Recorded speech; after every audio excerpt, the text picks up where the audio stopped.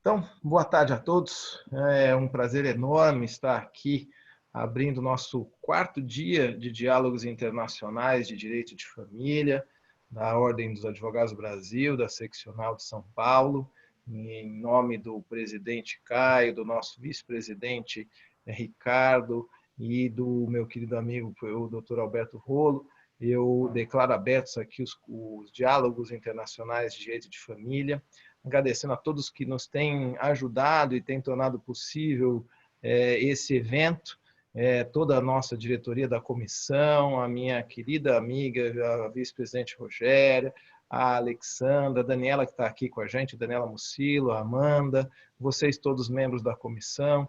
E eu queria fazer um agradecimento especial sempre à Associação Internacional de Juristas de Direito de Família, a IRUDEFA, que nos franqueou essa oportunidade, fez aqui um convênio com base na amizade com a Comissão de Direito de Família e Sessões da OAB de São Paulo. Queria agradecer mais uma vez, mais uma oportunidade que temos de fazer esses diálogos. Então, eu mando aqui todo o meu agradecimento especial à presidente Lola, à Daniela Horvitz, que esteve com a gente, a todos todos os palestrantes, os ponentes que estiveram com a gente, e agora temos a honra de receber dois excepcionais palestrantes, a doutora Maritza Rodrigues, doutor Alberto Roman, e eu estou aqui com a minha querida amiga, a Daniela Mucilo. Antes de passar a palavra para a Daniela, eu vou fazer um agradecimento especial, agradeço muitíssimo, é um prazer enorme, é um grande honor estar com vosotros, com a doutora Maritza, com a doutora Alberto Román, y voy a leer un mini currículum de los dos ponentes. Entonces, começando aqui pela doutora Maritza Rodrigues, ela é advogada em New Jersey, nos Estados Unidos, e é professora de Direito de Família na Escola de Leis de Rutgers, em Nova Jersey. É a co-presidente do Comitê de Lei Familiar para a Seção de Direito Internacional da American Bar Association e previamente foi presidente, e antes foi presidente do Comitê de Violência Doméstica da Seção de Lei Familiar da American Bar Association e é membro também da Associação Internacional de Juristas de Direito de Família. Vai falar para a gente hoje, vai trazer para a gente hoje as experiências de advogar no direito de família dos Estados Unidos, que é uma tradição completamente diferente da nossa. Nós vamos ter algumas experiências aqui muito interessantes, já pudemos ter essa ideia quando fizemos uma discussão prévia na terça-feira. O nosso querido amigo, o professor Alberto Roman Palência, ele é da cidade do México.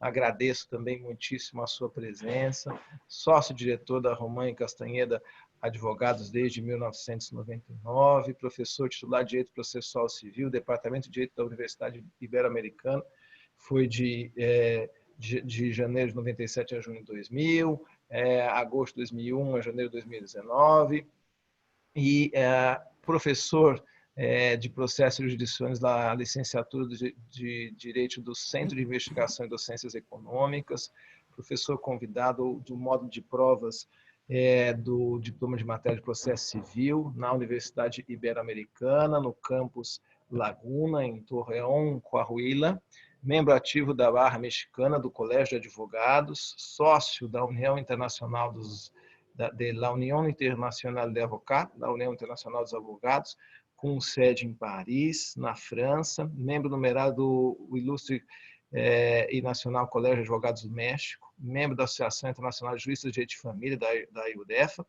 é um palestrante honorífico invitado da Comissão Especial da Elaboração do Código Civil e de Procedimentos Civis por Distrito Federal, convocado pela legislatura da Assembleia Legislativa do Distrito Federal, em agosto de 98, subcoordenador da Comissão de Direitos Humanos da Barra Mexicana, no Colégio de Advogados, também um palestrante convidado do primeiro Congresso Nacional da Cultura de Legalidade e Informática Jurídica, organizado pela Secretaria de Governação do Poder Executivo Federal, associado, fundador e membro proprietário do Conselho Diretivo da Associação de Serviços Legais da Fundação Barra Mexicana, enfim, tem um currículo absolutamente vasto, secretário regional para a região 2 da América do Norte, Central e Caribe, membro do Conselho da Presidência da União Internacional dos Advogados, presidente da Comitê Nacional Mexicano e membro do Conselho da Presidência da União Internacional dos Advogados de novembro a maio de 2017. O currículo dos dois fala por si só, esse é o mini currículo de ambos. Eu agradeço mais uma vez. Passo a palavra para a nossa querida amiga Daniela Mucilo, também, que é da nossa diretoria da Comissão de Direito de Família e Sucessões da OAB de São Paulo, minha queridíssima amiga, minha irmã de afeto. Dani, muito obrigado por você estar aqui, você tem a palavra. Muito obrigado. Boa tarde, João. Boa tarde, Maritza. Boa tarde, Alberto. Boa tarde a todos os meus amigos, nossos amigos aqui da comissão. É sempre um prazer estar aqui com vocês. E hoje, nesse evento tão especial, tão diferente para a nossa comissão. Nosso tema de hoje tratará sobre o divórcio, mas muito mais do que isso, nós trataremos de várias questões correlatas ao divórcio, às uniões estáveis e ao concubinato, nestes modelos variados de família, contando com a experiência da Maritza e do Alberto, tão diferentes entre si, um no México, outro nos Estados Unidos, que somadas às nossas experiências, certamente vão nos enriquecer academicamente, né, também nos nossos trabalhos, e essa troca, esse estreitamento nessa relação é muito importante, muito gratificante para todos nós, eu tenho certeza. Então, eu apenas aqui reforço as palavras do João, no sentido de agradecer à Erudef e também especialmente a Maritza e ao Alberto por dedicarem, né, parte do dia de hoje, de suas tardes, para estar aqui conosco nessa comissão que é tão grata e tão rica para todos nós. Muito obrigada. E como nós temos um tempo curto e temos várias questões, eu já me passarei direto aos questionamentos, farei o questionamento e indicarei as respostas, né? Quem primeiro começa a responder, para nós tornarmos mais dinâmica aqui, né, os nossos debates. Então, primeira pergunta: quais são os tipos de regimes de bens em seu país, nos Estados Unidos e no México, e é possível alterar o regime de bens durante o casamento? A primeira resposta, por favor, com o Alberto. Claro, muchas gracias, Daniela, y muchas gracias, Joao. Gracias, Maritza, gracias a todos por la invitación. Estoy muy contento de participar con ustedes. En México tenemos dos regímenes patrimoniales para la situación matrimonial. Tenemos el régimen de separación de bienes y el régimen de sociedad conyugal. En la sociedad conyugal o bienes mancomunados, ambas partes componen un patrimonio en común a partir del momento de la celebración del matrimonio. Se realizan unas capitulaciones matrimoniales en las cuales se establece en qué porcentajes van a estar compartiendo en esa sociedad ambos cónyuges. No tiene que ser en un 50%, puede ser un 5 y un 95, puede ser un 40 y un 60. Es conforme las partes lo quieran establecer, van a tener esa comunidad de bienes. Los bienes que se reciben por herencia, por donación, por causa de la fortuna, no son parte de la sociedad conyugal. No obstante esto, y que esa separación siempre ha sido muy clara y ha sido constante en México desde la Ley de Relaciones Familiares de 1917, que es el antecedente de la parte de familia del Código Civil, que está vigente, han habido ciertas modificaciones. Hace 10 o 12 años hubo una primera modificación al Código Civil en el cual se incorporó la figura de la compensación patrimonial, que antes le llamaban indemnización. Cuando están casados los cónyuges en separación de bienes, y en esa separación de bienes hay un desequilibrio total, principalmente pensando en las mujeres, porque siendo México un país con esta cultura latinoamericana que tenemos muy clara de la mujer dedicada al hogar y a los hijos y el hombre saliendo a trabajar, y hay una total inequitatividad en cuanto a los bienes. Y entonces lo que se hizo fue reconocer que ese trabajo del hogar también es parte de la sociedad, y se estableció una compensación patrimonial en los casos de liquidación o de divorcio, no obstante estar casados en separación de bienes. Entonces, yo caso en separación de bienes, yo conservo todo mi patrimonio, pero si mi cónyuge se dedica preponderantemente al trabajo del hogar y al cuidado de los hijos, al momento del divorcio me puede pedir una compensación patrimonial que puede ir a juicio del juez, no hay ninguna tabla, pero puede ir a juicio del juez desde cero, no tener derecho a ella, o hasta el 50% de los bienes que haya hecho el cónyuge demandado. Esos son los dos tipos que tenemos. Durante el matrimonio podemos ir modificando ese régimen. Es posible que esas capitulaciones que pudimos haber hecho al principio y casarnos por separación de bienes o por sociedad conyugal, podemos decidir voluntariamente cambiarlo y lo podemos hacer en un juzgado familiar o lo podemos hacer ante un notario público, en el caso de la Ciudad de México. En México es muy importante decirlo, toda la legislación que tiene que ver con las personas, con la familia, es local. Cada entidad federativa tiene un código civil propio y en cada uno se reglamentan o se regulan las figuras conforme a los congresos estatales. Aunque la gran mayoría de los estados van siguiendo los pasos que da el Congreso de la Ciudad de México por ser la ciudad más grande y el centro económico y jurídico del país. Obrigada, Alberto. Maritza, por favor. Gracias y muchas gracias por la invitación, por hablar acá. Es un honor. En Nueva Jersey, bueno, en Estados Unidos hay 50 estados, entonces hay 50 diferentes leyes de divorcio, de cómo se distribuyen los bienes, la propiedad, cómo se calcula la pensión, cómo se calcula la pensión de los niños. Entonces, yo les voy a hablar de Nueva Jersey, a donde yo estoy. En Nueva Jersey hay una forma nada más de calcular cómo es que se distribuyen los bienes. Es una forma que se llama distribución equitativa. Entonces, quiere decir eso que la propiedad no necesariamente se divide 50-50, pero se tiene que dividir en una forma que es justa. Entonces, le voy a dar un ejemplo. Por ejemplo, si alguien tiene una casa que compraron antes de que se casaran, ellos y están casados, se casan y ya la casa la tenía por mucho tiempo y valía $100, por ejemplo, cuando se casan y cuando se van a divorciar, la casa cuesta $200. Solo se va a distribuir la parte que subió de valor. Entonces, esos $100 es lo único que se va a distribuir y no necesariamente tiene que ser 50-50, porque depende. Alguna pareja podría haber puesto dinero, mucho dinero que tenían desde antes el matrimonio. Entonces, puede ser que ese $100 se distribuye a 60-40% o 70-30%, depende. Entonces, hay una forma nada más, pero las parejas, si quieren llegar a un acuerdo en que ellos usan otra forma, ellos siempre pueden hacer eso entre ellos dos y ponerlo en un acuerdo escrito. Pero Maritza, el juez puede cambiar, pero que piensa que es más justo, más listo para las partes. Sí, el juez siempre puede determinar, él va a ir por varios factores. Él va a ver, o sea, la edad de ellos, que si, por ejemplo, una pareja, la esposa normalmente se quedó en la casa y no pudo trabajar.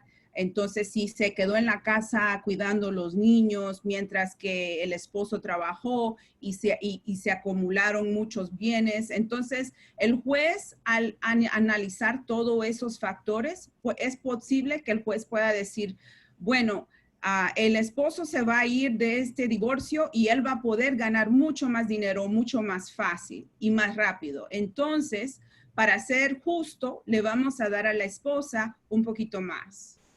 Entonces, depende de la situación, cada caso, se tiene que analizar los factores de ese caso individualmente. Está bien. Gracias. Muchas gracias. Gracias, Maritza. Pergunta número 2. Como funciona o sistema de divórcio no México e nos Estados Unidos? Há algum requisito prévio ou é suficiente a vontade do casal para o divórcio? E se é possível que o divórcio se faça fora dos tribunais, extrajudicialmente aqui no Brasil para nós? Se aplica a mediação nos procedimentos de divórcio? Nós vamos começar com a Maritza. Bueno, el divorcio se hace por medio de la corte nada más. Entonces no se puede hacer afuera, solo se tiene que hacer por medio de la corte en Nueva Jersey. Pero el proceso es el mismo. Lo único que uno puede cambiar es el tiempo que toma el proceso. Por ejemplo, si tenemos una pareja que ellos se quieren divorciar de mutuo acuerdo, en que ya tienen todo listo, ya no van a pelear por nada, pueden someter una propuesta de todo. Entonces ponen la demanda por divorcio y le dejan saber a la corte que ya ya tienen todo listo, que ya no hay ninguna pelea por alguna distribución de bienes o pensión, que ya todo está de acuerdo.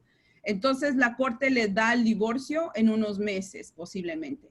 Pero si es un divorcio contencioso donde no hay acuerdo, entonces se procede, se pone la demanda por la corte, se cita al demandante y después él responde y empieza el proceso. Entonces es el mismo sistema, lo único que cambia es cuánto tiempo va a durar el proceso, y también la mediación es parte del divorcio.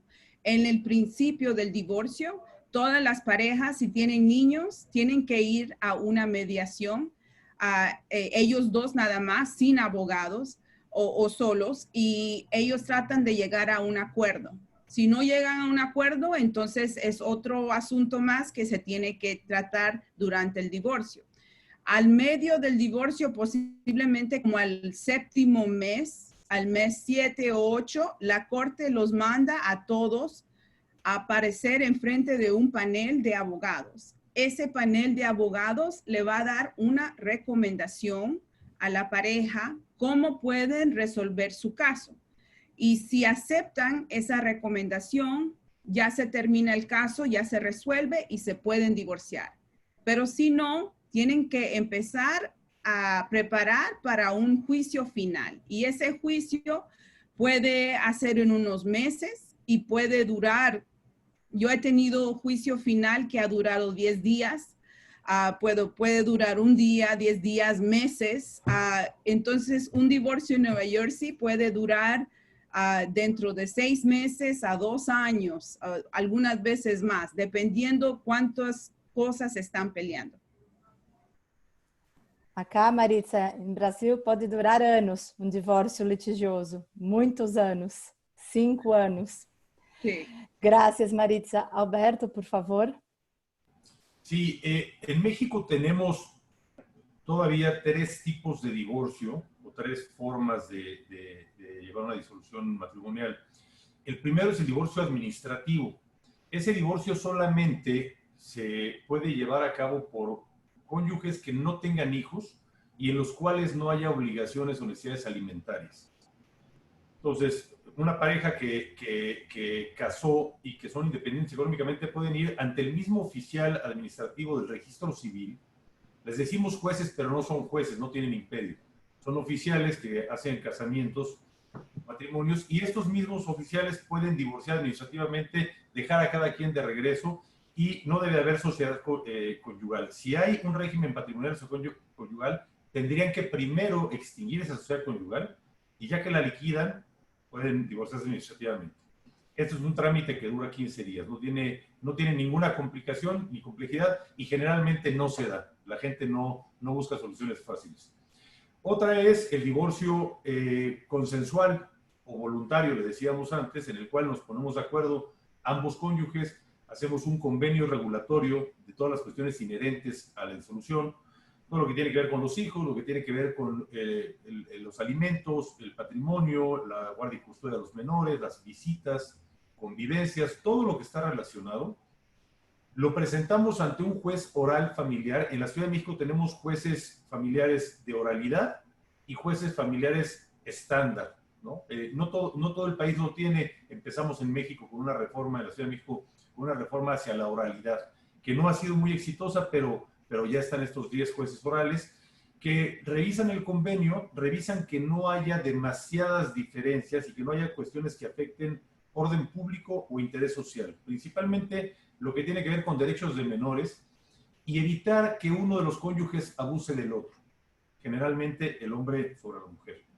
Si el juez detecta que no hay cuestiones que afecten orden público, que están bien garantizados los alimentos, que no se está quedando en ningún tipo de desventaja ninguno de los dos, entonces cita a los cónyuges simplemente a una audiencia para que en esa audiencia ratifiquen o se hagan las modificaciones que tengan que hacerse. En ese momento el juez, con muy amplias facultades y en ocasiones con un exceso de facultades, pide que se modifiquen en el momento las cláusulas que él no considera adecuadas.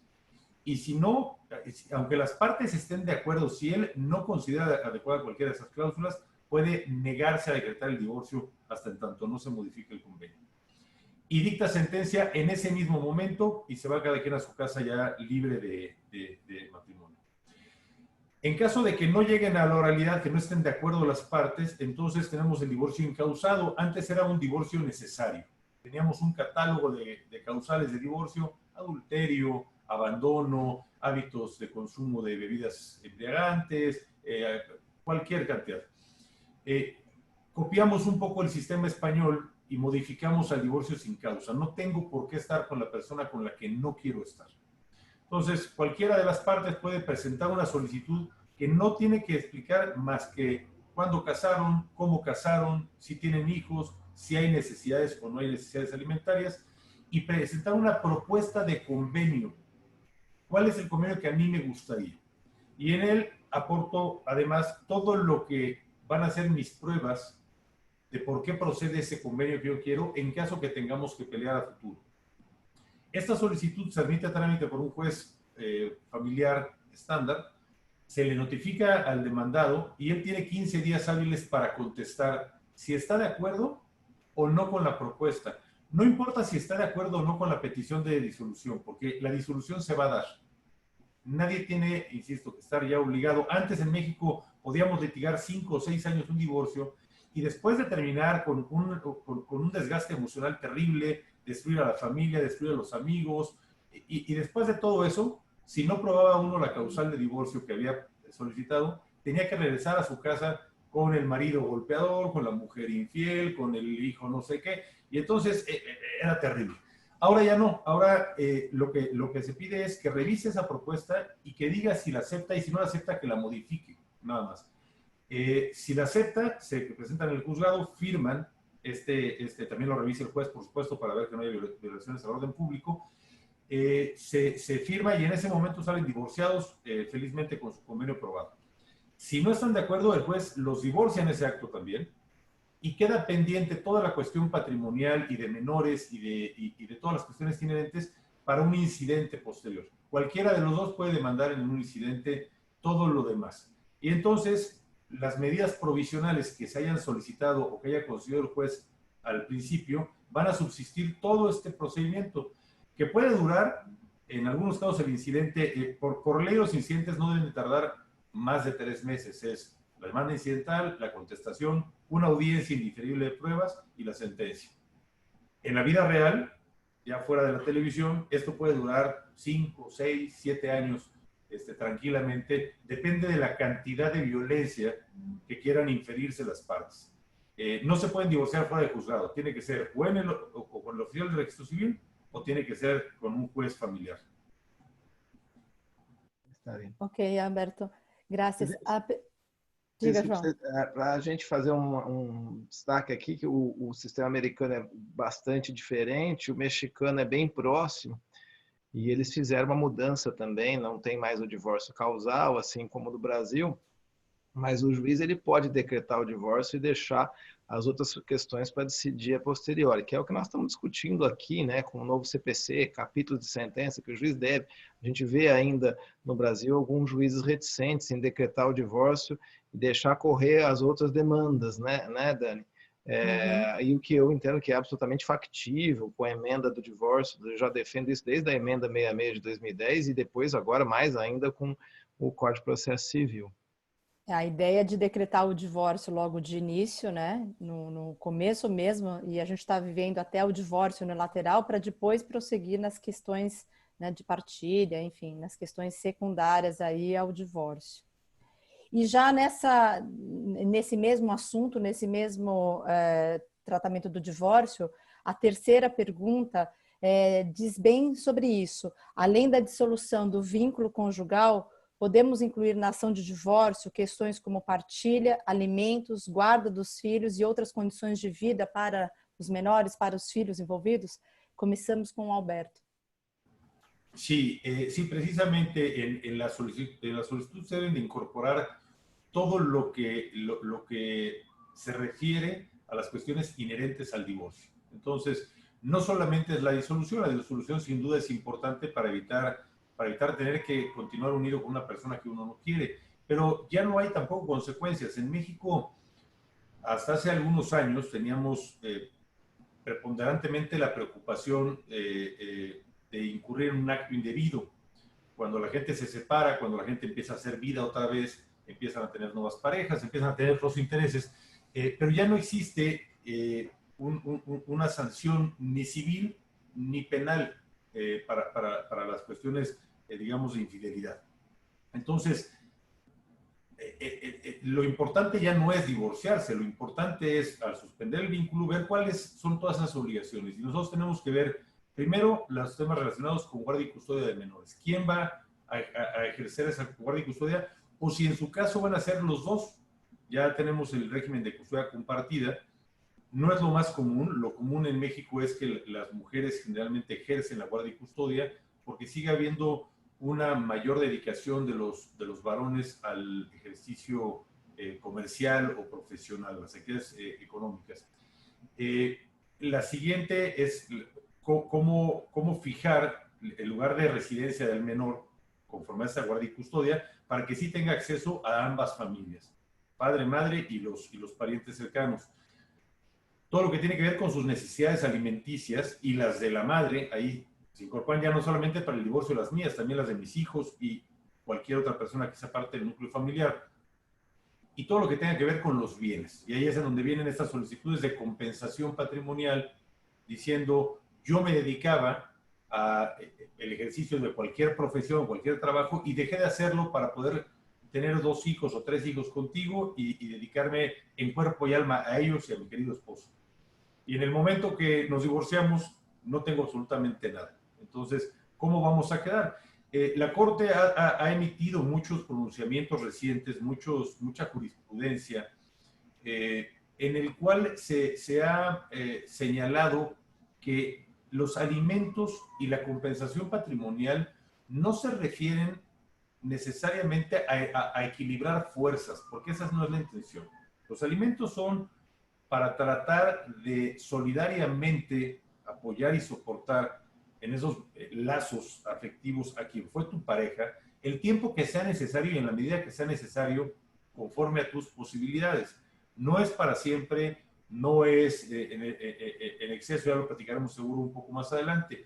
Pero el tema de la compensación patrimonial tampoco se trata de llegar a un equilibrio exacto, porque no necesariamente nos íbamos tampoco a desarrollar de la misma manera. Posiblemente por mi profesión logré hacer, o por mi actividad económica como empresario, un patrimonio importante, y no necesariamente somos socios de un 50% de algo, y no sabemos tampoco cuál fue tu dedicación. El estar en la casa no quiere decir estar dedicado a la familia. El estar afuera tampoco quiere decir no estar dedicado. Entonces el juez tiene que observar y tiene que buscar un equilibrio para dejar a las dos partes lo menos afectadas al momento de la disolución. Pero sí, la intención del convenio es incorporar todo y dejar garantizado, el juez no debe de aprobar el convenio, sí decretar el divorcio, pero no debe de aprobar el convenio si no están garantizados los alimentos. Se busca una garantía por lo menos de 1 año de todas las obligaciones alimenticias que generalmente asume el padre, pero si fuera la madre, lo mismo, tiene que dar una garantía que tiene que, me imagino que es lo mismo que en Estados Unidos o en Brasil, puede ser cualquier garantía a juicio del juez suficiente, hipoteca, prenda, fianza, depósito o cualquier otra que baste para no dejarlo. Y también en nuestros procedimientos familiares interviene el agente del Ministerio Público, que aunque el Ministerio Público, que es un fiscal, es el encargado de perseguir los delitos generalmente, también interviene en los asuntos familiares porque al estar relacionado a los menores, él como representante de la sociedad tiene que estar enterado y tiene que dar su opinión. Porque no hay nada más importante en todos estos procedimientos al final que los menores, ¿no? Gracias, Alberto. Gracias. Maritza, ¿y nos Estados Unidos? Sí, quería mencionar que en Estados Unidos, o sea, en diferentes estados sí afecta, pero por ejemplo en Nueva Jersey, la culpa la causa no afecta el divorcio. Por ejemplo, si hay infidelidad, en Nueva Jersey no te afecta, pero en otros estados sí afecta la posibilidad de recibir la pensión. Entonces, cada estado es diferente y también afecta algunas veces cómo distribuyen los bienes también. Entonces, pero en New Jersey no afecta. Con respecto a los convenios que se hacen entre las parejas, yo oí decir que Alberto dijo que en México el juez lo revisa y también puede negar alguna de las cláusulas. Pero en Estados Unidos no. O sea, si ustedes quieren llegar a un acuerdo en que yo estoy bien, que usted solo me va a dar $1 y ya, el juez no lo va a negar. Él solo tiene que confirmar que yo firmé ese convenio voluntariamente. Eso es lo único que quiere confirmar el juez. Y que yo entiendo lo que firmé y que voy a intentar cumplir con ese acuerdo. Pero de ahí, si es justo, él no se va a meter a decir, si ustedes llegaron a este acuerdo, él no lo va a revisar para ver si es justo. Pero también en ese convenio, en ese acuerdo, se puede incluir cláusulas sobre la custodia, se puede incluir el régimen de visitas y también los alimentos y la pensión para la esposa o el esposo, dependiendo quién es el que ganaba más dinero. Y también una cosa diferente de México que oí a Alberto decir es que en México parece que hay una garantía para el pago de las pensiones. En Estados Unidos no hay. Entonces, uno puede estar de acuerdo que tiene que pagar $10,000 cada año, pero no hay, algunas veces lo hacen poner un seguro. Si es que usted llega a morir, ahí se va a pagar los $10,000 o lo que uno debe, pero si usted no lo paga, entonces hay diferentes aplicaciones que tiene que hacer la otra pareja. Pero cuando se trata de calcular las pensiones, se base en cómo es que vivían durante su matrimonio. Entonces, si era una pareja que no gastaban mucho dinero, entonces el juez, al ver cuál era el estilo de vida que llevaban, entonces es posible que va a determinar que la pensión que necesita la esposa, por ejemplo, no va a ser mucho. Pero si es una pareja que viajaban cada mes, iban en vacaciones, que se quedaban en hotel de 4 estrellas. Entonces, la pensión es para ayudarle a que la esposa pueda vivir la misma vida que tenía durante ese matrimonio. Pero la pensión solo puede durar el límite del matrimonio. Si ustedes estaban casados por 5 años, la pensión no puede durar más de 5 años. Si estaban casados por 10 años, solo máximo 10 años. Pero si estaban casados por 20 años o más, puede durar por la vida. Gracias, Marisa. Na nossa quarta pergunta, como se fixam os alimentos para os filhos menores e entre o casal?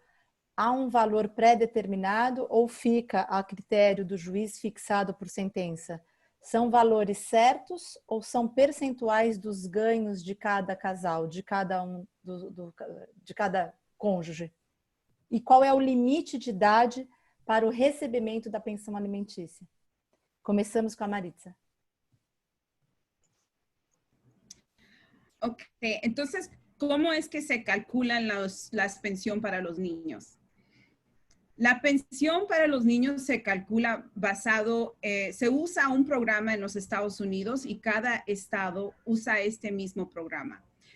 Pero la fórmula que lleva este programa es diferente en cada estado. Por ejemplo, En Nueva Jersey se calcula la pensión para los niños usando el ingreso de los dos padres y también se calcula cuántas noches pasan los niños que duermen con los padres.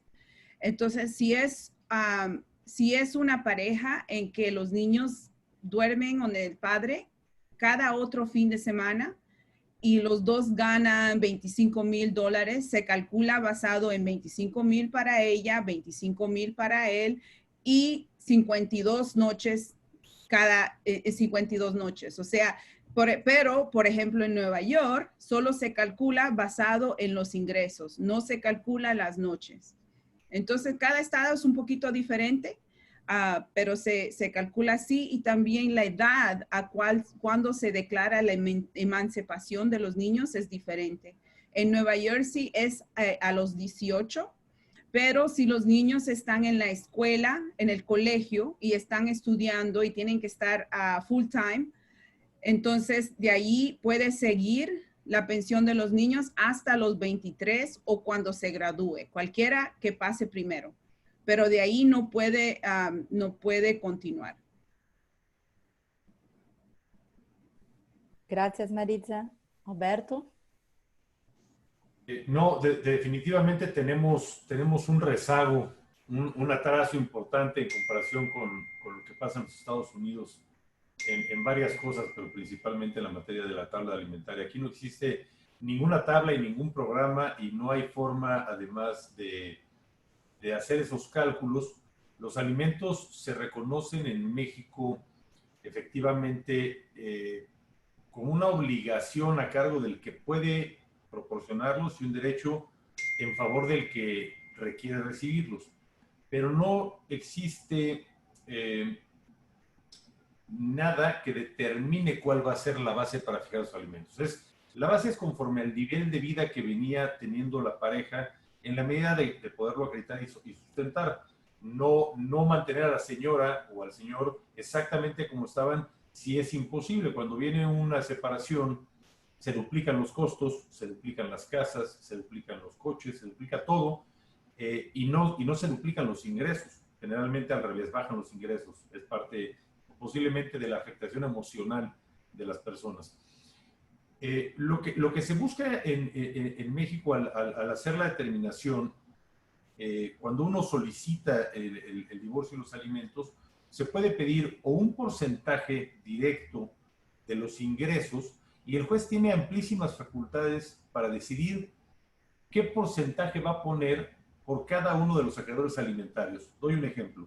En una familia de 5 integrantes, papá, mamá, 3 hijos, sin ser una norma, porque no lo es, el juez podría pensar tal vez en considerar una pensión de entre un 35 y un 45% tal vez de los ingresos brutos del padre, con exclusivamente los descuentos de ley. Esto es, lo que se le quite primero de impuestos, lo que le retengan como impuestos, pero si él tiene créditos contratados, si él tiene deudas, si él tiene otras cosas, eso no se considera. Eso es un problema que él sigue teniendo, y de ese ingreso directo que percibe, le darán tal vez un 35, un 40, un 45% a la señora, pensando en una parte para ella, más la de los hijos. Y en algunos asuntos hemos visto pensiones hasta el 50, 55, y en algunos los jueces son un poco menos generosos y establecen un 20, un 30, que es insuficiente tal vez para que continúen en escuelas privadas, con las comodidades, con los viajes, pero es lo que está estableciendo el juez, cuando menos de inicio, y luego tendrá que venir después de la pensión provisional, acabando el juicio la definitiva.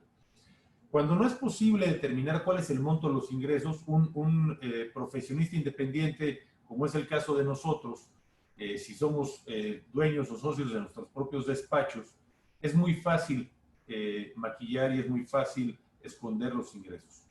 Y entonces lo que se busca es sacar una base porcentual con respecto a los últimos 2 años.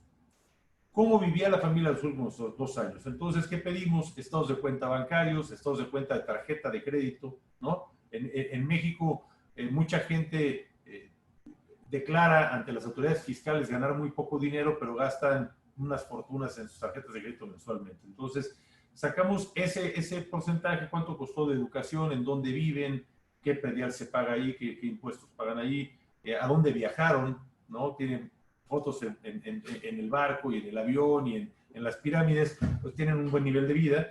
Y entonces tratamos de mediar cuál es ese porcentaje mensual durante los últimos 2 años, y eso es lo que busca llegar el juez a establecer. Eso es en el caso de que haya controversia. Tenemos libertad para pactar. Cuando las partes se ponen de acuerdo, ya sea en un procedimiento de mediación. En México la mediación no es obligatoria, pero se está haciendo un esfuerzo para que la gente empiece a mediar sus diferencias y traten de llegar a algo.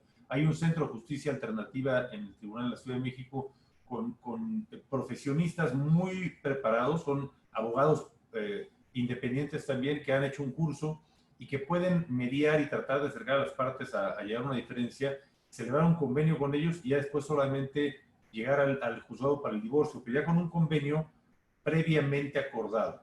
Y esos convenios tienen toda la fuerza que tiene una sentencia también. ¿Qué pasa con las edades? Bueno, perdón, podemos pactar las cantidades y podemos pactar los conceptos que nosotros deseáramos, eso no importa, y el juez solamente tendrá que aprobarlo cuando lo revise. A lo que me refería yo cuando comentaba en la primera pregunta que el juez puede rechazar, es algo que está ocurriendo mucho ante los jueces de oralidad. Aunque nosotros pactemos, si el juez no está convencido y no está conforme, él puede no aprobarlo y no avanzamos. Pero generalmente en los otros procedimientos, cuando son contenciosos, basta con que se pongan de acuerdo y lo que pactes generalmente es lo que va a suceder. Y si se hace con el mediador también, si el mediador ya llegó a un convenio y ese convenio se aprueba, se le presenta solamente al juez y el juez tiene la obligación de autorizarlo de plano. No debe de hacerle modificaciones ya. Y se entiende porque ya viene de estar con un mediador certificado que tiene fe pública y que sabe que no está siendo sometida una persona en contra de su voluntad. Por eso tiene ese alcance. Ahora, ¿cuál es el límite de edad? El que ustedes quieran. No tenemos un límite de edad. Si yo me dedico al estudio y termino mi licenciatura y todavía no estoy preparado para salir al mundo laboral y sigo viviendo con mis papás y tengo 25 años y no tengo las herramientas todavía, mis papás siguen estando obligados a darme alimentos, ambos. Incluso si dejo me voy de la casa y dejo de estudiar y me reincorporo nuevamente y yo demando que mis padres me sigan alimentando porque tengo una intención seria y demuestro que verdaderamente estoy haciendo un esfuerzo y voy a estudiar, etcétera, me puede obligar un juez a seguir alimentando a esa persona con la que me peleé y fue ingrato, hasta que concluya por lo menos con los estudios necesarios para poderse buscar la vida. No le tengo que dar capital para que ponga un negocio, pero sí lo tengo que apoyar alimentariamente. ¿Qué pasa con mi pareja? Con mi pareja, lo que pactemos, si no necesita alimentos y está de acuerdo en no recibirlos, pactamos que no tiene derecho a alimentos, tiene ingresos. Hay jueces que piden que se compruebe que sí tiene ingresos, para que no esté sometida a un acto de violencia.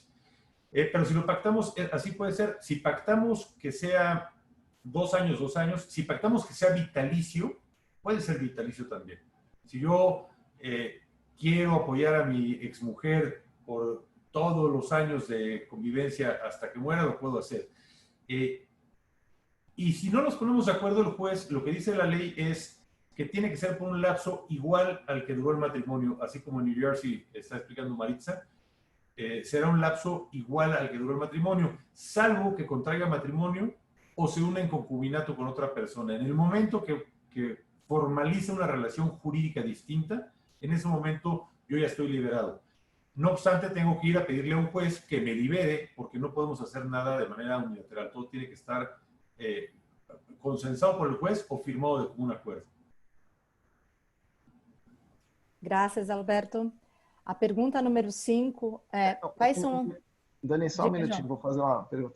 Alberto, ¿se puede pagar la pensión a los hijos hasta el 30 años? Porque están estudiando. Sí, puede ser. No quiere decir que puedan estudiar. Hay alguna jurisprudencia reciente que analiza ese caso. No recuerdo exactamente el caso, pero el hijo creo que estaba en su tercera o cuarta maestría, tenía intenciones todavía de buscarse algún doctorado o algún otro estudio de posgrado para poder seguir así. Y la Corte acaba, o el Juzgado Federal acaba liberando a los padres diciendo, no, a ver, tú ya estás buscando un pretexto para jamás tener que hacer frente a una vida laboral y tú ya estás capacitado, tú tienes salud, tienes juventud, tienes una licenciatura, 2 o 3 maestrías, ya no tienes por qué. Y además, si me permiten decirlo de esta manera inapropiada, pues además casi que eres un vago, ¿no? Porque vas a demandar a tus padres de los cuales sigues viviendo. Eso no tiene ningún sentido porque eso ya excede ese deber de solidaridad y de ayuda mutua que se tiene en las familias.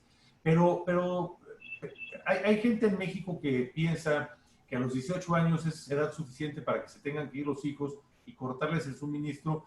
Y en una reflexión personal, yo tampoco creo que eso sea cierto, ¿no?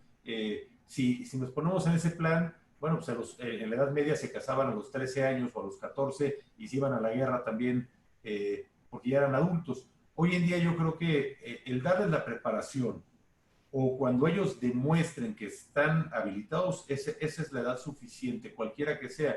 Y al final la decisión de demandar ya no importa en el convenio de divorcio. Yo a los clientes les recomiendo que no peleen demasiado el tema de los alimentos de los hijos, que peleen sus temas. Porque los hijos al final de cuentas contarán siempre, y yo quiero pensar con el amor y con el apoyo de sus padres. Y el día de mañana, si no los apoyan o si les incumplen, de todas maneras yo ya no puedo demandar a mi exmarido o a mi exesposa.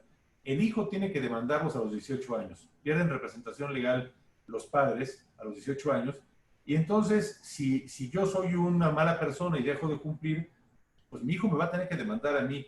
Y en la práctica, son muy poquitos los casos en los que un hijo mayor de edad demanda a sus padres. Es verdaderamente extraño el caso, ¿no?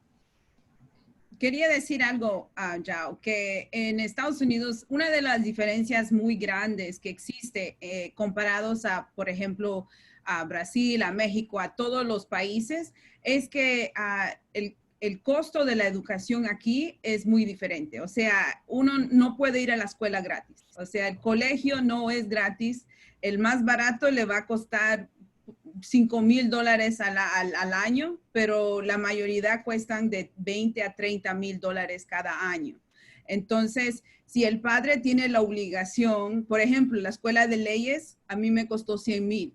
O sea, y eso es una de las más baratas. O sea, las escuelas que uno siempre oye cuestan 300, 400,000. Entonces, se imagina, o sea, para decir que un padre tiene que pagar este costo y tenerlo y pagarlo con su ex esposo y también contribuir a la pensión del niño es un gasto enorme. Entonces, algunos estados dicen que no tiene el padre esa obligación. Por ejemplo, en California.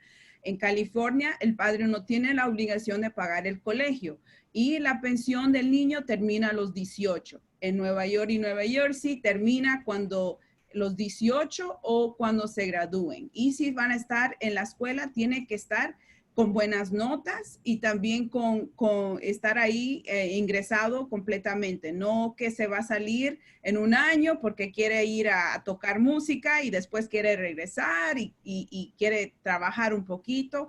Si eso pasa, entonces se para todo. Está bien. Muchas gracias, Maritza. Está bien. Quinta pergunta.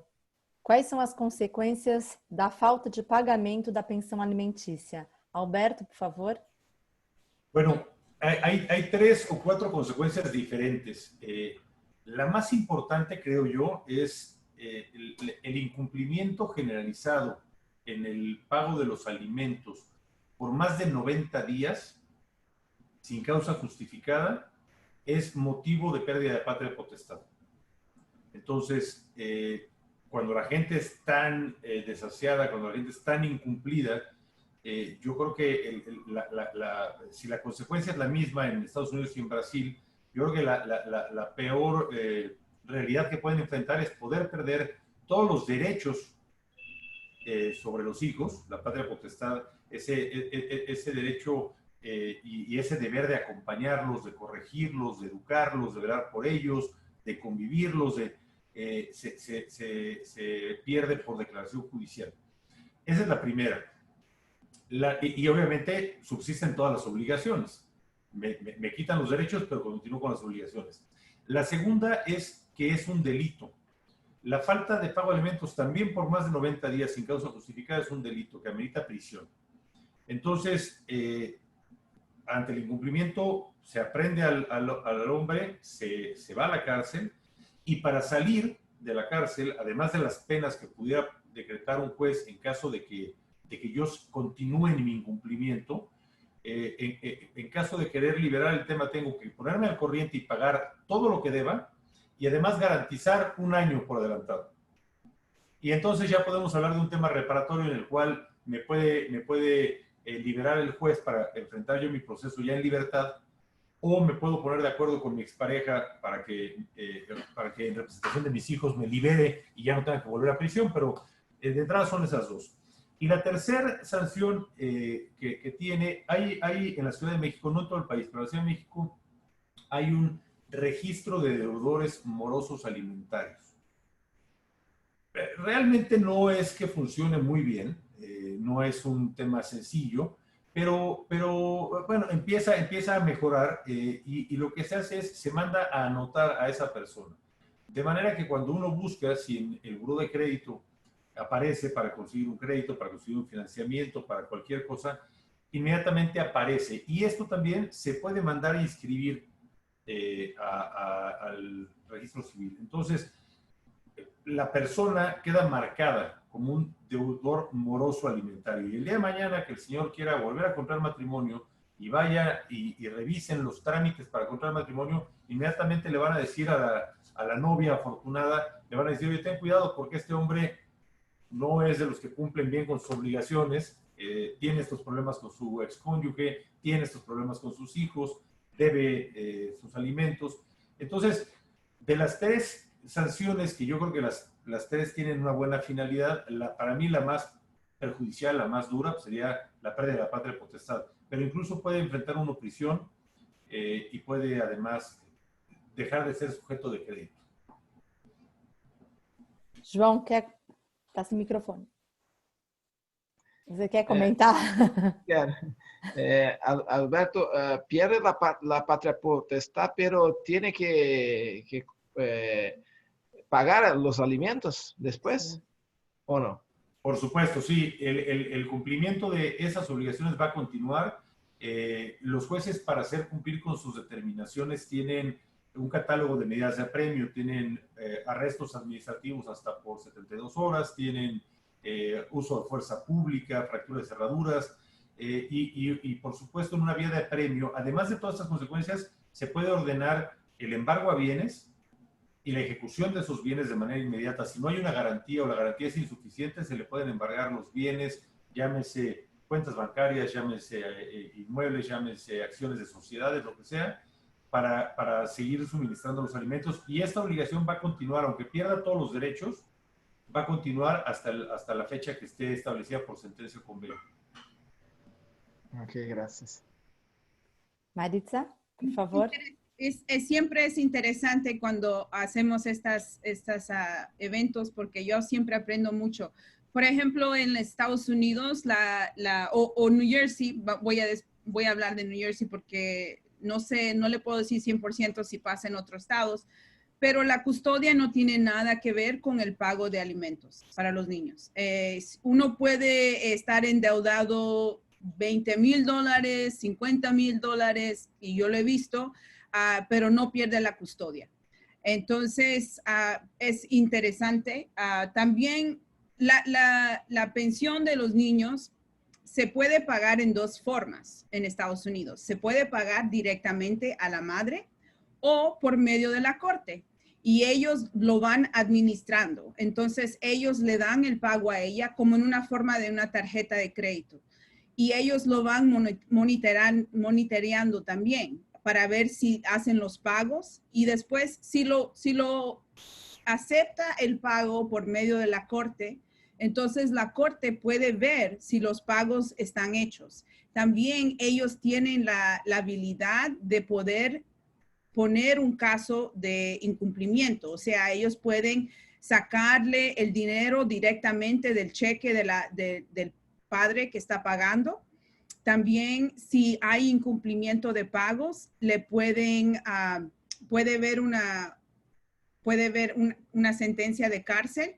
También si el pago es más de $5,000 que se debe, suspenden la habilidad del padre que pueda renovar el pasaporte. Pueden suspender la licencia y pueden también, como yo dije, puede haber cárcel. Pero si se paga directamente, la madre que lo recibe directamente tiene que ir a la corte para decirle que no ha habido pago. Si no, la corte nunca va a saber. Aqui no Brasil, nós estamos também num momento de pensarmos em formas alternativas de forçar o devedor de alimentos a cumprir o pagamento. Nós temos a figura da prisão civil, mas não tem se mostrado eficiente. Então, nós estamos neste momento pensando em outras situações, como bloqueio de cartão de crédito, confisco de passaporte, impossibilidade de habilitação para dirigir e outras formas de inscrição em órgãos de defesa de crédito e outras formas alternativas. Muito obrigada. El pago de la pensión de los niños está junto al número de Social Security de la persona, es como el número de identidad. Entonces, cada vez que él trabaja, el número va a salir. Entonces, si le pagan, de ahí va a salir automáticamente el pago por medio de la corte, si es que está pagado por la corte. Entonces, una de las... Si estoy representando al padre, dependiendo de la situación, yo voy a pedir que se pague directo. Pero si estoy representando a la madre, voy a pedir que se pague por la corte. Eu ia te perguntar isso, Maritza. Qual é a forma mais comum de pagamento? Já respondeu. Pero también una cosa también que pasa automáticamente es que cada 3 años la corte le sube 3%. Automáticamente al pago de pensión para contar para el costo de vida que ha subido. Reajuste. João? Eu tenho uma pergunta aqui que foi feita pelo meu querido amigo, meu irmão Cássio Namur, a quem eu queria até fazer um agradecimento especial, porque esses diálogos eles só saíram também por especial intervenção do Cássio, né? Foi quem me convidou para a Judef, foi quem fez o meu ingresso e quem também fez os convites aqui, me apresentou, me deu o prazer de apresentar ao Alberto Roman, a Maritza e a todos os outros nossos convidados. Eu já tive essa oportunidade de conhecê-los pessoalmente no Chile, mas eu agradeço muito ao Cássio. E o Cássio, ele fez uma pergunta que é uma questão que a gente tem discutido hoje e a Maritza já respondeu um pouco. Se existe a possibilidade de se exigir uma prestação de contas com relação ao representante do alimentar. Se é possível uma rendição de contas em el caso de la pensión alimentar. Es posible, Maritza, pero creo que es posible en New Jersey porque la propia corte hace la rendición de cuentas. Sí, y en México. Si se paga directamente, la corte va a hacer la rendición de cuentas. También porque el número está alineado al número de identidad nacional de los Estados Unidos.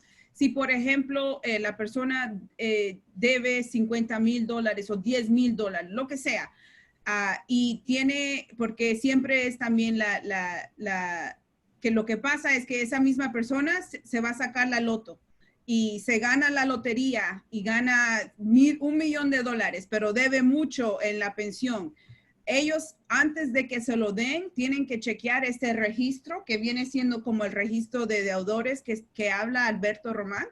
Y ellos, y si también si tiene si va a demandar a alguien porque le dio un carro y de repente le van a dar $1 millón por la demanda, tienen que antes de pagarle, ver ese registro de deudores y si él debe ese dinero se tiene que pagar primero y después le dan lo que sale.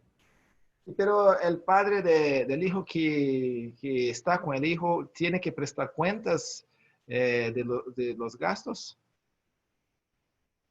No, No. porque se paga, pero usted no tiene que dar ninguna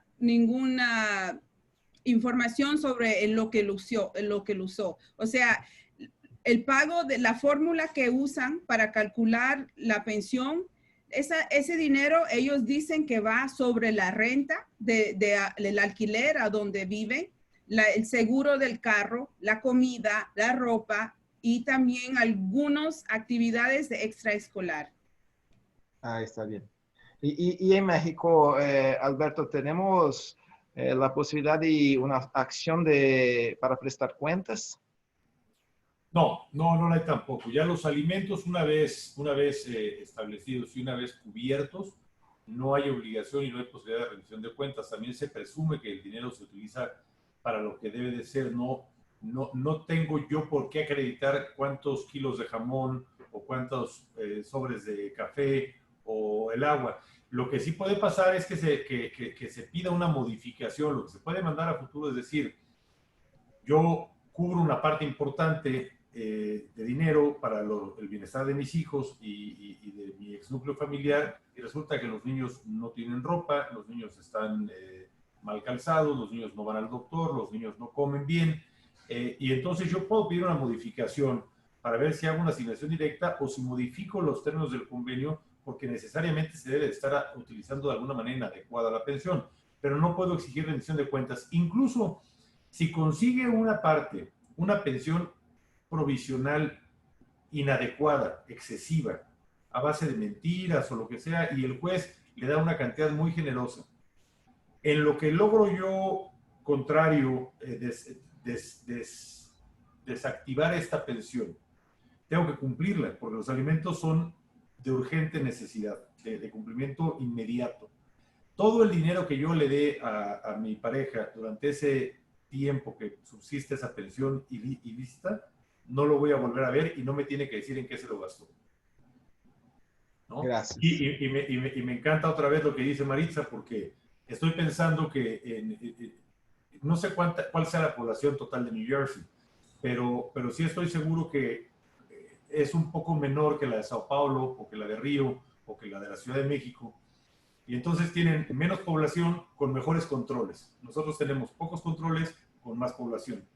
Y el pensar que a mí, bueno, yo estando en juicio, si yo no solicito de un juez que dicte medidas urgentes para evitar que se venda el patrimonio, que se oculte el patrimonio, y no le notifico a tiempo a la persona que tiene el patrimonio, puede ser que durante el juicio no aparezca nada más, entonces no haya para alimentos, no haya compensación, no haya nada, y es muy difícil dar el seguimiento a los recursos. Aquí en este país carecemos mucho de información y es muy fácil el ocultamiento, ¿no? Sí, es como en Brasil. Es como em Brasil.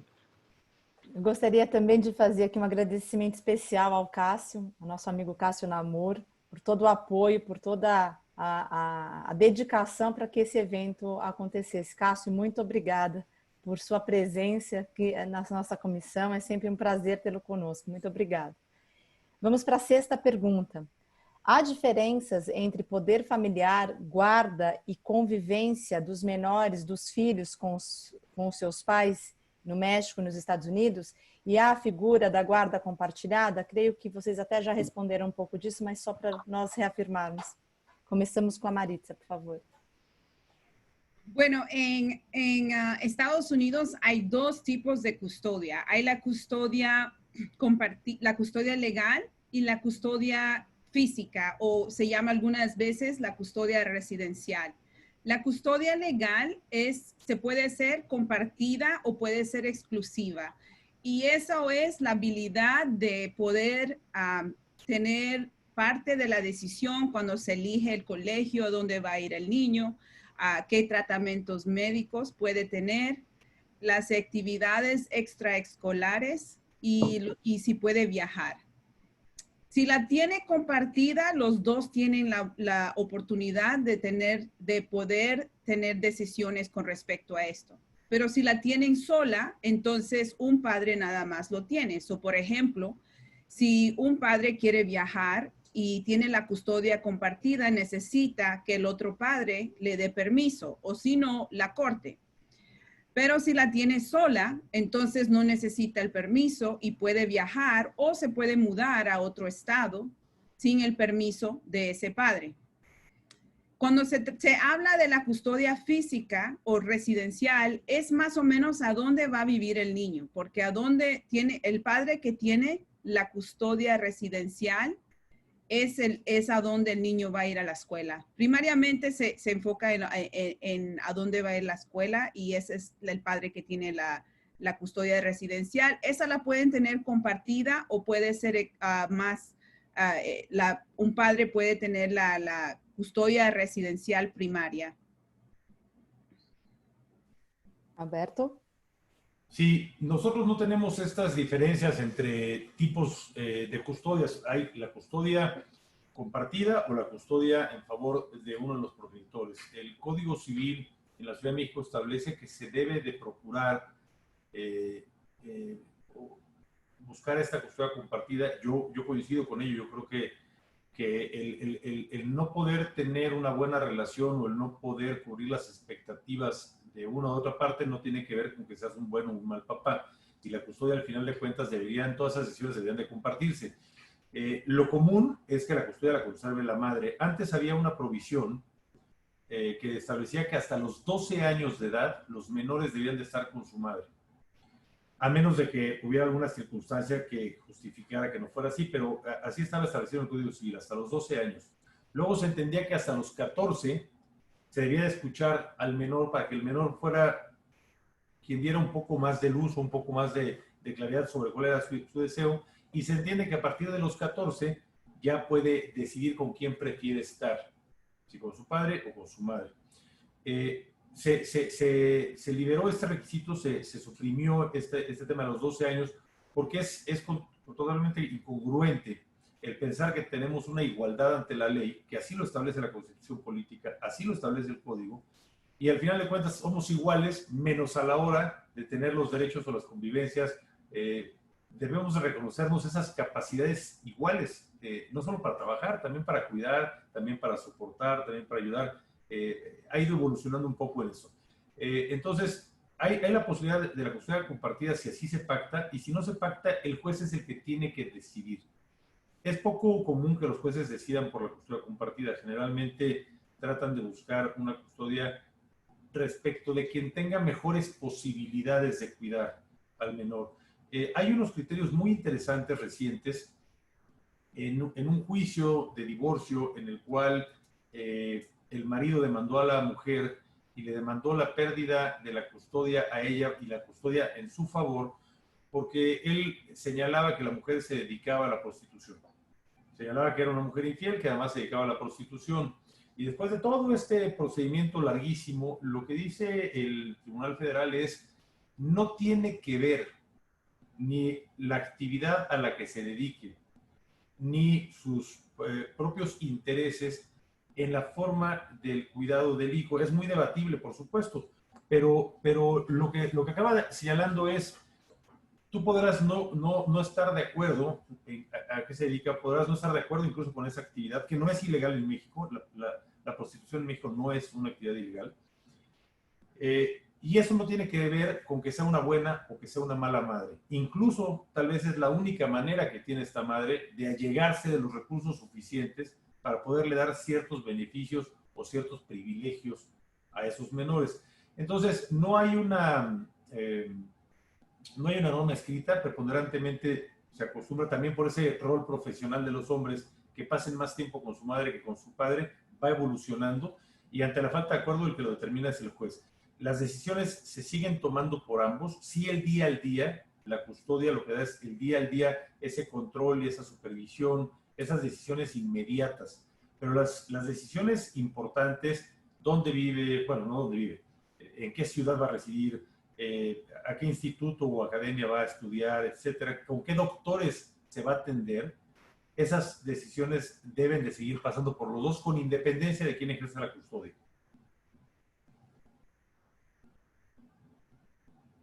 Gracias, Alberto. Quer falar, João? Não, Não? Muchas gracias. Sí. Vamos então à nossa última pergunta. Os Estados Unidos e o México reconhecem as uniões de fato ou o concubinato como formas de família? Vamos começar com o Alberto. Sí, claro. Hemos ido evolucionando y hemos ido incorporando en el Código Civil nuevas formas de familia. Estamos empezando a reconocer la existencia de nuevas formas de ser un país preponderantemente católico en el tema religioso, con todo lo que nos trajeron los españoles y con todos estos temas de un antecedente eclesiástico para efectos matrimoniales. Se ha ido liberando y ha ido evolucionando, y empezamos primero por reconocer, antes estaba solamente el matrimonio civil, obviamente el religioso, pero el matrimonio civil es el que impacta en los derechos y en las obligaciones, a diferencia, por ejemplo, de Colombia, que entiendo que el matrimonio se celebra ante la iglesia y posteriormente se registra ante la autoridad, y en otros países pasa lo mismo. Aquí en México no, en México el matrimonio religioso pues, es un tema de creencias, de dogmas, de fe, si lo quiere uno celebrar o no, pero el único que vale es el civil. Tenemos el concubinato, en el que tenemos una relación formal entre dos personas que viven como si fueran cónyuges, sin serlo, cuando no haya impedimento para contraer matrimonio. Esto es, si yo soy soltero, si yo no tengo otra obligación, puedo vivir con una persona por 2 años o más bajo el mismo techo y con una relación como si fuéramos pareja, y eso me constituye ese concubinato, que lo puedo pedir incluso que se reconozca administrativamente o no, de todas maneras ya existe, o si vivimos como pareja sin impedimentos y tenemos un hijo en común, también eso crea concubinato. Antes existía una sociedad de convivencia en la cual se reconocía que podíamos tener una relación que no era ni concubinato ni matrimonio, pero que teníamos cierto tipo de derechos y exclusividades. Ahora en México ya incluso tenemos matrimonio entre personas del mismo sexo, ya se reconoce también esa posibilidad. No en todos los estados, y hay muchos estados que lo van a evitar durante mucho tiempo porque tienen un corte un poco más, un poco menos liberal, un poco más conservador. Y tenemos uniones de hecho que realmente se reconoce que existen.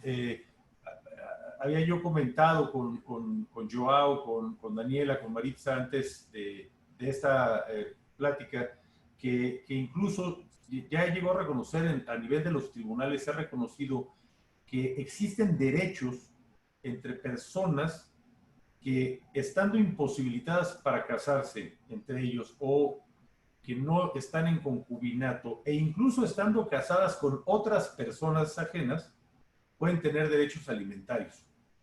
Porque finalmente es una relación de hecho, que es una unión de hecho que se reconoce, y no podemos vivir como pareja e incluso tener familia, e incluso procrear, incluso todo lo demás, y no reconocer que debe de haber algún tipo de consecuencia y protección legal. Entonces, sí, en México sí reconocemos muchas condiciones, muchas distintas condiciones de hecho y de derecho como nuevas formas de familia.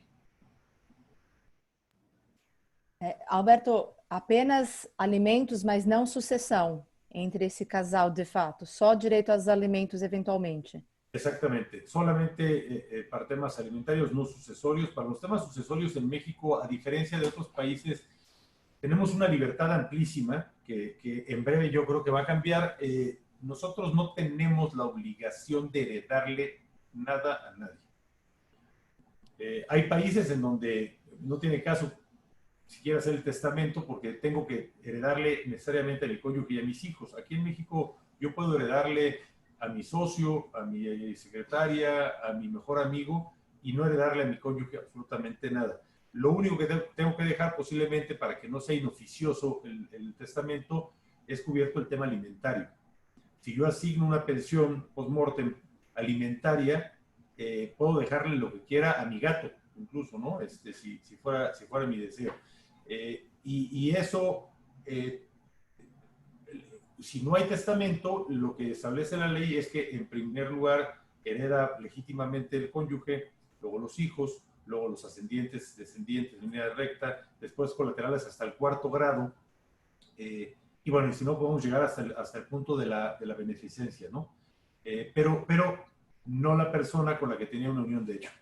Ella todavía no tiene derechos hereditarios.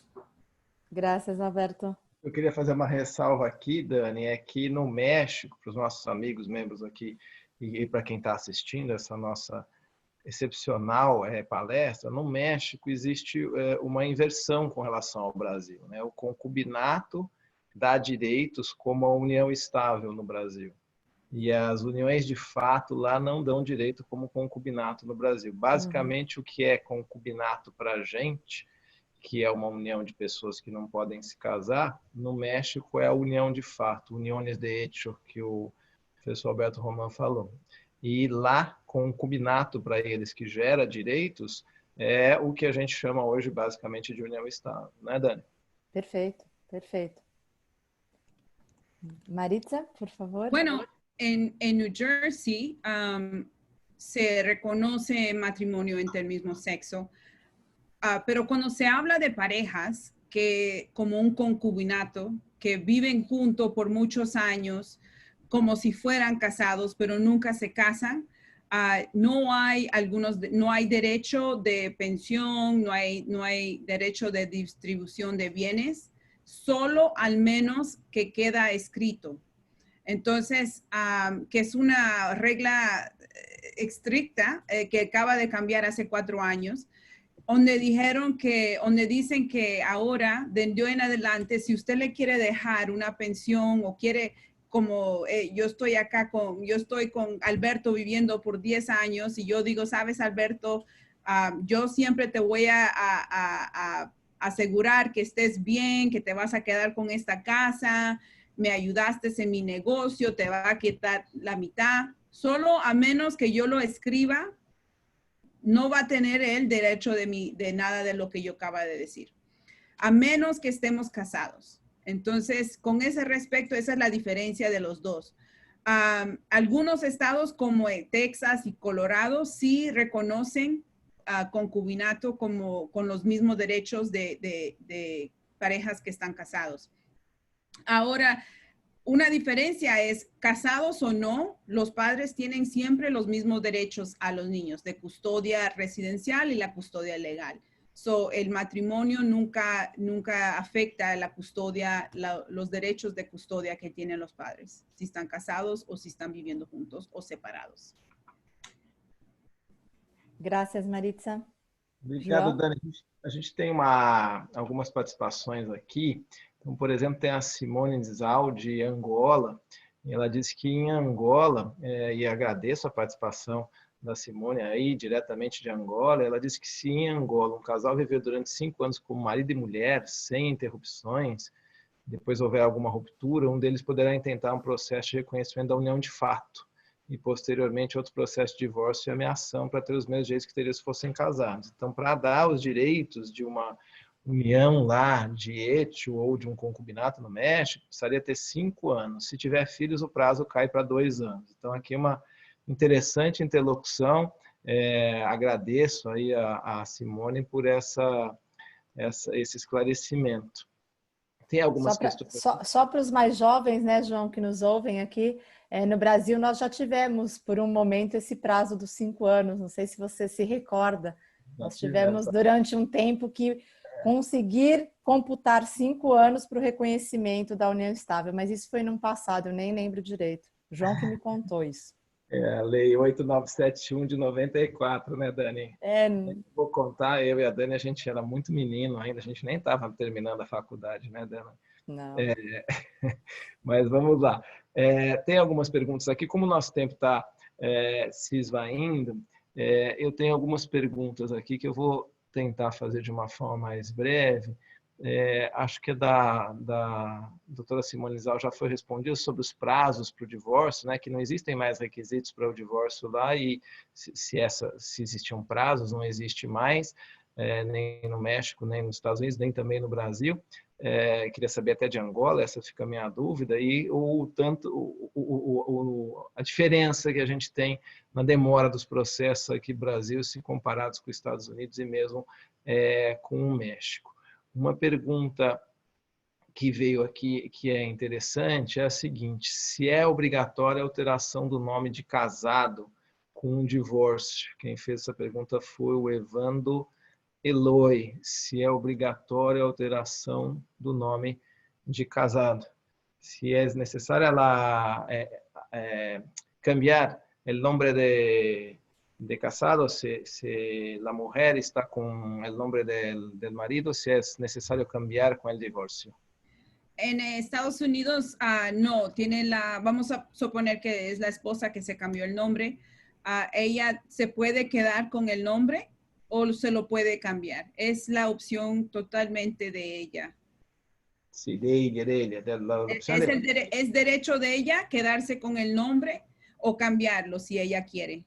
Sí, perfecto. Pero el esposo no puede pedir que se lo tenga que cambiar.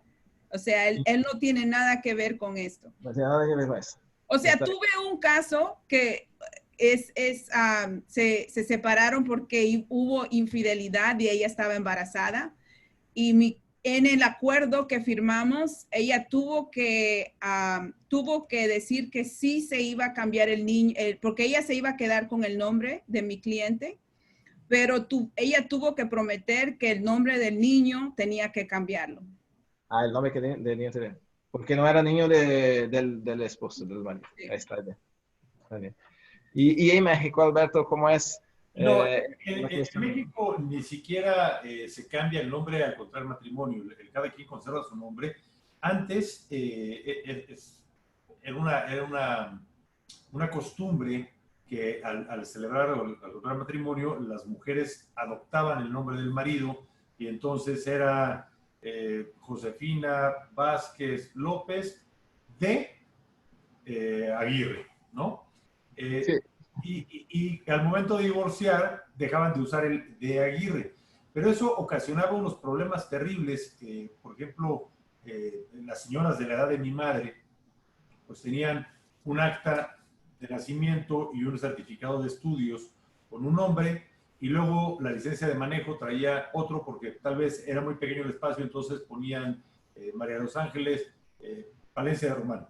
Y luego el pasaporte traía otra cosa. Y entonces de repente tienes 5 o 6 documentos y hay que estar justificándole a la autoridad que eres la misma persona y haciendo documentos notariales con testigos, etc. Ahora la autoridad trata de convocar y trata de pedirle a la gente que no haga esas prácticas. Los exhortan para que conserven sus nombres. Si lo van a cambiar hay que llevar todo un procedimiento en el registro civil para hacer una modificación de acta. Pero no hay razón para hacerlo, entonces no se acostumbra y además empieza a haber una especie de... Yo creo que por la misma tema de equidad de género, las mujeres no quieren ser de, porque no se quieren sentir propiedad de. Y eso ha ido cambiando. De alguna forma también creo que eso es lo que implica que tengamos tanto trabajo, porque ahora la gente se cansa en 3 minutos y ya no se sienten parte de nadie ni de nada, y entonces al primer pleito vienen a ver al abogado para divorciarse. Y tal vez ya es un exceso, ya es un abuso, pero ya no se acostumbra y como no se acostumbra además y no es legal, no es común, no hay cambio al momento del divorcio. Cada quien conserva su nombre como lo ha tenido siempre y tal. Muchas gracias, perfeito, Alberto. Eu tenho aqui a triste missão de partir para o nosso encerramento dos nossos diálogos de hoje.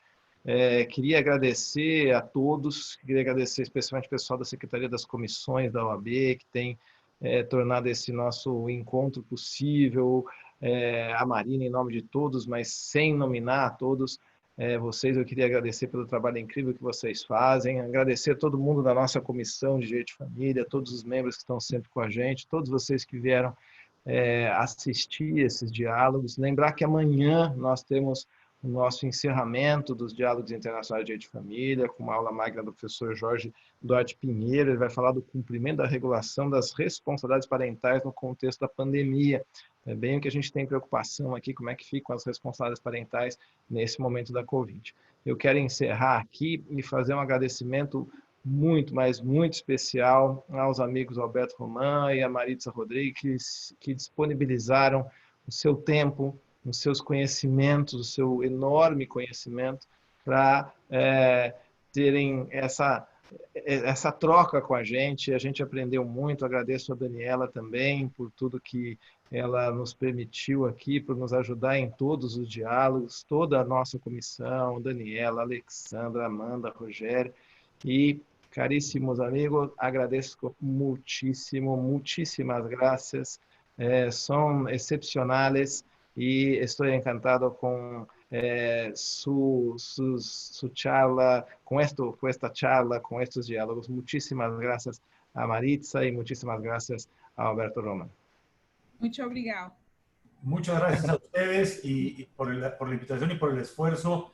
Y verdaderamente estoy impactado por la convocatoria que tienen un viernes a esta hora, con la cantidad de gente que logran convocar y participar. Es un evento que yo no había visto antes. Muchas gracias a todos y muchos saludos.